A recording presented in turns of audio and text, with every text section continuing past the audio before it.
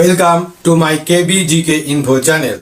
दोस्तों, अगर आपका बैंक अकाउंट यानी बैंक खाता किसी भी सरकारी बैंक जैसे State Bank of India, union Bank of India, bank of Baroda, Punjab national bank और बेसरकारी बैंक यानी प्राइवेट बैंक जैसे HDFC, axis, ICICI, Kotak Mahindra bank, बंधन बैंक में खुला हुआ है, तब 10 जून 2025 से 5 बड़े नियम RBI यानी रिजर्व बैंक ऑफ इंडिया का द्वारा लागू किए गए हैं, जिसका सीधा असर देश की सभी खाता धारक का ऊपर पड़ने वाला है।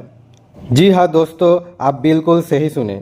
अगर आप ATM से रुपया निकालते हैं या ऑनलाइन UPI के माध्यम से लेन देन करते हैं और बैंक में रुपया फिक्स डिपॉजिट यानी FD और रिकरिंग डिपॉजिट यानी RD करते हैं, तब सब कुछ छोड़ के आपको इन सभी नए नियमों को जान लेना चाहिए, जो कि आज से ही सरकार लागू कर दिए हैं। अगर आप ATM के जरिए अपने रुपया निकालते हैं, अर्थात आप ATM की सुविधा इस्तेमाल करते हैं, तब आपको एक भारी चार्ज चुकाना पड़ सकता है। इसके अलावा मिनिमम बैलेंस लेकर एक नए नियम लागू कर दिया गया है, जिसके सीधा असर खाता धारक के ऊपर पड़ेगा। इसके साथ UPI के नए नियम के अनुसार किन लोगों को UPI ID बंद किया जाएगा।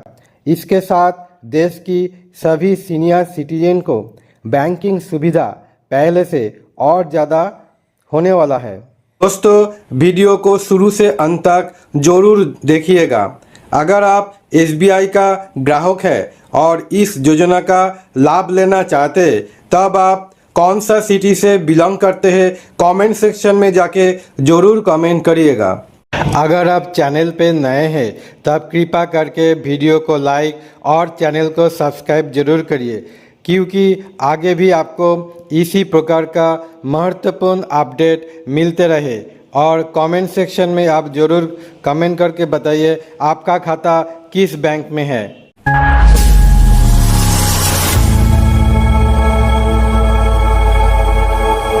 पहला रूल यानी फर्स्ट रूल के बारे में अभी हम बात करते हैं।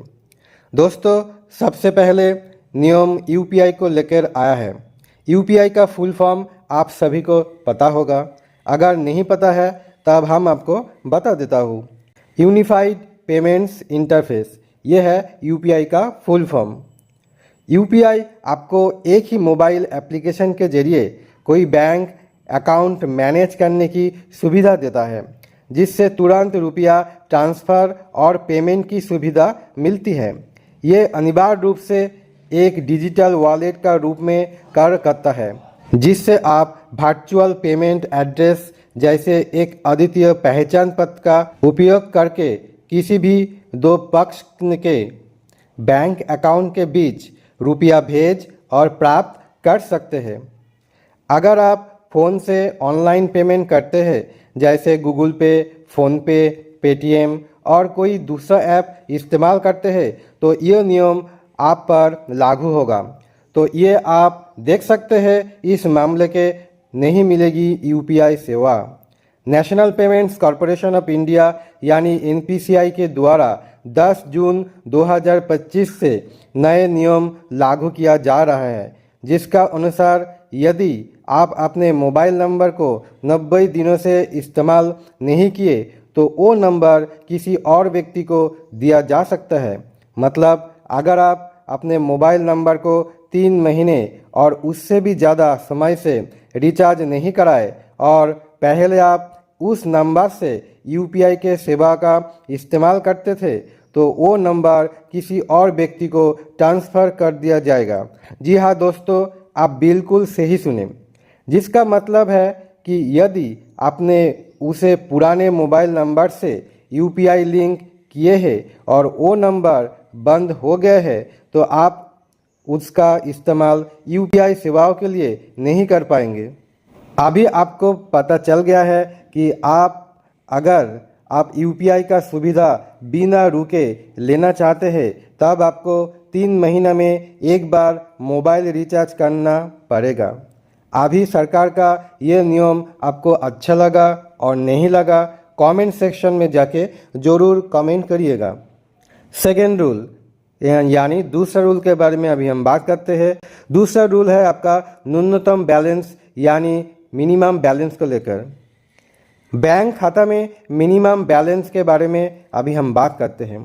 आरबीआई यानी रिजर्व बैंक ऑफ इंडिया बैंकों के द्वारा न्यूनतम बैलेंस के नियमों के और ज़्यादा सख्त किया जा रहा है। सेविंग्स अकाउंट अर्थात हिंदी में जिसको बचत खाता हम बोलते हैं, उस पर न्यूनतम बैलेंस की सीमा बढ़ाई जा सकते हैं। तब कितना मिनिमम अर्थात न्यूनतम बैलेंस आपको रखना पड़ेगा? ये सीमा शहरी, आधा शहरी और ग्रामीण क्षेत्र के आधार पर अलग अलग होगी। अगर आप मेट्रो सिटी यानी शहर में अगर आप बात करते हैं तब यहाँ पे minimum balance bank to bank vary होता है 5,000 से 10,000 तक।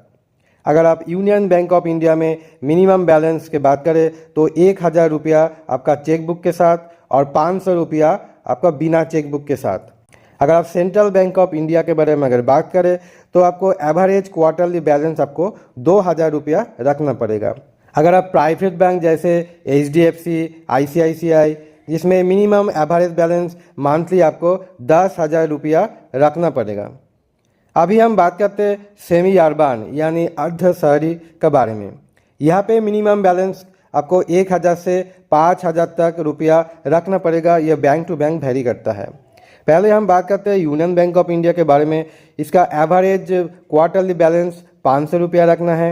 उसके बाद हम सेंट्रल बैंक ऑफ इंडिया के बारे में बात करते हैं। यहाँ पे आपको एवरेज क्वार्टरली बैलेंस 1,000 रुपया रखना पड़ेगा। अभी हम कनारा बैंक के बारे में बात करते हैं तो कनारा बैंक में एवरेज मंथली बैलेंस आपको 1,000 रुपया रखना पड़ेगा। इसके बाद हम बात करते हैं IDBI बैंक के बारे में। यहाँ पे एवरेज मेंटेनेंस बैलेंस आपको 5,000 रुपया रखना पड़ेगा। और अगर आप HDFC बैंक में बात करें तो यहाँ पे भी आपको 5,000 रुपया रखना पड़ेगा और फिक्स डिपॉजिट 50,000 का रखना पड़ेगा, वो भी 1 साल 1 दिन के लिए। अगर आप एक्सिस बैंक की भी बात करें तो आपको यहाँ पे मिनिमम 10,000 रुपया रखना पड़ेगा। तो दोस्तों अभी हम ग्रामीण क्षेत्र के बारे में बात करते हैं, यह रूरल एरिया के बारे में अभी हम बात करते हैं। यहाँ पे अगर देखेंगे तो यूनियन बैंक ऑफ इंडिया में सिर्फ 250 रुपया मिनिमम बैलेंस है। पंजाब नेशनल बैंक में 500 रुपया मिनिमम बैलेंस है। IOB इंडियन ओवरसीज बैंक में 500 रुपया है। तो आपका जो इसमें चेक फैसिलिटी आपको मिल जाएगा और 100 रुपीज़ यानी 100 रुपया आपको विदाउट चेक यानी कोई बिना चेक में जो है उसमें मिनिमम आपको 100 रुपया रखना पड़ेगा। अगर आप बैंक ऑफ बड़ौदा में अगर आपका अकाउंट है उसमें आपको मिनिमम 500 रुपया रखना पड़ेगा। अगर आप सेंट्रल बैंक ऑफ इंडिया में अगर आपका अकाउंट है या अगर सेंट्रल बैंक ऑफ इंडिया का आप खाता धारक है तब आपको मिनिमम 500 रुपया रखना पड़ेगा। अगर आपका HDFC बैंक में खाता है तो उसका 2,500 रुपया यानी 2,500 रुपया मिनिमम बैलेंस है। अगर आपका ICICI बैंक में खाता है तब आपको अगर ग्रामीण का ब्रांच है या शाखा है तब वो आपको 1,000 यानी 1,000 आपको रखना पड़ेगा। और 2,000 रूरल ब्रांच के लिए जो रूरल शाखा है तो उसमें आपको 2,000 रुपया मिनिमम बैलेंस आपको रखना पड़ेगा। अगर आपका एक्सिस बैंक में अकाउंट है यानी आप एक्सिस बैंक का खाता धारक है तब आपको मिनिमम बैलेंस 2,500 रुपया यानी 2,500 रुपीज़ आपको रखना पड़ेगा। State Bank of India, Punjab national bank, Canara bank न्यूनतम बैलेंस को अपने नियमों को बदलाव किया है। अभी हम थर्ड रूल यानी तीसरा नियमों के बारे में अभी हम बात करते हैं, वो भी ATM से रुपया निकाल के जो चार्ज है उसका बारे में। अगर आप ATM से रुपया निकालते हैं तो पहले से आपको ज़्यादा चार्ज देना पड़ेगा। जी हाँ दोस्तों, आप बिल्कुल सही सुने। ATM से रुपया निकालने के नियमों को बदलाव किया गया है। भारतीय रिजर्व बैंक यानी RBI के दिशा निर्देशों के अनुसार बैंक ने ATM से मुफ्त निकासी की सीमा को कम कर दिया है। पहले बैंक अपने ग्राहकों को यानी कस्टमर को किसी अन्य बैंक का ATM से 3 से 4 बार बिना किसी चार्ज का रुपया निकालने का अनुमति देता था, लेकिन अब इसको कम कर दिया गया है। अब ग्राहकों को दूसरे बैंक को एटीएम से महीने में सिर्फ 3 बार की मुफ्त में रुपया निकालने की अनुमति होगी। इसके बाद हर ट्रांजैक्शन पर 20 से 25 रुपया का शुल्क लगेगा। इसका मतलब हुआ आप महीने में सिर्फ 3 बार दूसरे बैंक का एटीएम से बिना चार्ज देके एटीएम से रुपया निकाल सकते हैं। अगर आप महीने में 3 से ज़्यादा बार दूसरे बैंक का एटीएम से रुपया निकालते हैं तो आपको हर बार शुल्क देना होगा। फोर्थ रूल यानी चौथा नियमों के बारे में अभी हम बात करते हैं। वो है आपका सेविंग्स अकाउंट और फिक्स डिपॉजिट इंटरेस्ट रेट के में क्या बदलाव है उसके बारे में। कोई बैंक सेविंग्स अकाउंट और फिक्स डिपॉजिट यानी एफडी के ब्याज दरों में बदलाव करने का जा रहा है। जैसे State Bank of India, Indian Bank, Punjab and Sindh bank, IDBI bank, HDFC bank जैसे कोई बैंक ने अपने एफडी और स्पेशल एफडी के इंटरेस्ट रेट में बदलाव किया है। आप किसी भी बैंक में वेबसाइट में जाकर इंटरेस्ट रेट की बदलाव चेक कर सकते हैं। अगर आपका पास समय है तब आप नियरेस्ट यानी नज़दीक कोई भी बैंक में जाके आप पता कर सकते हैं इंटरेस्ट रेट में क्या बदलाव आए हैं। अभी हम फिफ्थ रूल यानी 5वां नियम के बारे में अभी हम बात करते हैं। आप एफडी होगी पहले से ज़्यादा फ़ायदेमंद। अगर आपका पास कुछ रुपया है और आप फिक्स डिपॉजिट में निवेश करते हैं तो आपके लिए एक अच्छी खबर है। आप टीडीएस नहीं कटेगा। एफडी, आरडी और इसी तरह की दूसरी सेविंग स्कीम पर 1 लाख रुपया तक, मतलब अगर आप बैंक में 1 लाख रुपया तक एफडी, आरडी करेंगे तो कोई टीडीएस नहीं कटेगा। लेकिन दोस्तों ये नियम सिर्फ सीनियर सिटीजन के लिए तय किया गया है।